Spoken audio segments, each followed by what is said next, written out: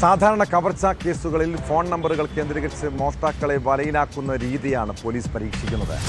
എന്നാൽ ഫോൺ ഉപയോഗിക്കാത്ത കള്ളനാണെങ്കിലോ പിന്നെ പ്രതിയെ പിടിക്കാൻ പോലീസിന് കുറേ പണിപ്പെടേണ്ടി വരും. പത്തനംതിട്ട കുളനടയിലെ മോഷണ കേസിൽ പ്രതികൾ മൊബൈൽ ഉപയോഗിക്കാത്തത് പോലീസിനെ വല്ലാതെ വട്ടം കറക്കിയതാണ്.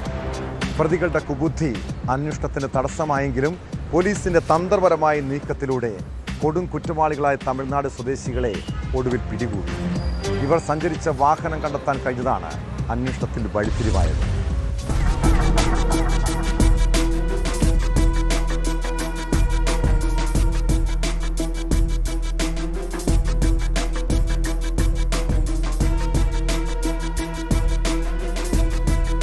പന്തളം കൈപ്പുഴയിൽ പ്രവാസിയായ ബിജുനാഥിന്റെ വീട്ടിൽ നിന്നും 55 പവൻ സ്വർണം കവർന്ന കേസിലാണ് പ്രതികൾ പിടിയിലായത്.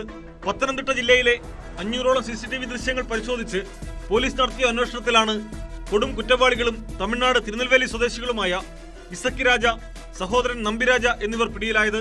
ഈ കേസിലെ മറ്റു പ്രതികളായ തിരുനെൽവേലി സ്വദേശി ഇസക്കി രമേശ്, ഗണേഷ് എന്നിവർ നേരത്തെ പിടിയിലായിരുന്നു. CCTV ദൃശ്യങ്ങൾ പരിശോധിച്ചപ്പോൾ സംശയാസ്പദമായി കണ്ടെത്തിയ വെളുത്ത സ്വിഫ്റ്റ് കാറിൽ നിന്നുമാണ് പ്രതികളിലേക്ക് അന്വേഷണം എത്തിയത്.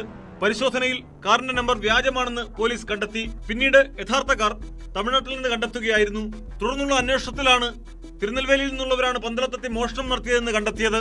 പന്തളത്തു നിന്നും രക്ഷപ്പെട്ട പ്രതികൾ ഉടുപ്പി കാപ്പ സ്റ്റേഷൻ അതിർത്തിയിൽ നിന്നും 75 പവനും 9 ലക്ഷം രൂപയും റാഡോ വാച്ചുകളും മോഷ്ടിച്ചിരുന്നു. ഇവിടെ നിന്ന് വീണ്ടും കേരളത്തിലെത്തിയ സംഘം കൊല്ലം ജില്ലയിലെ കുണ്ട്രയിലും കവർച്ച നടത്തിയാണ് രക്ഷപ്പെട്ടത്. ഇവിടങ്ങളിലെല്ലാം അന്വേഷണം വഴിമുട്ടിക്കാനായി മൊബൈൽ ഫോൺ ഉപയോഗിക്കാതെയാണ് പ്രതികൾ എത്തിയിരുന്നത്. ജില്ലാ പോലീസ് മേധാവി ആർ ആനന്ദ് പ്രത്യേക സംഘം രൂപീകരിച്ചാണ് കേസിൽ അന്വേഷണം നടത്തിയത്.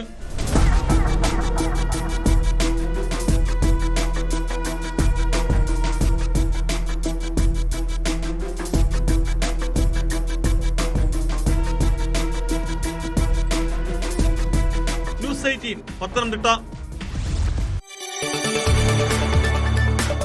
കൂടുതൽ വാർത്തകൾക്ക് news 18 Keralam YouTube channel subscribe ചെയ്യുക.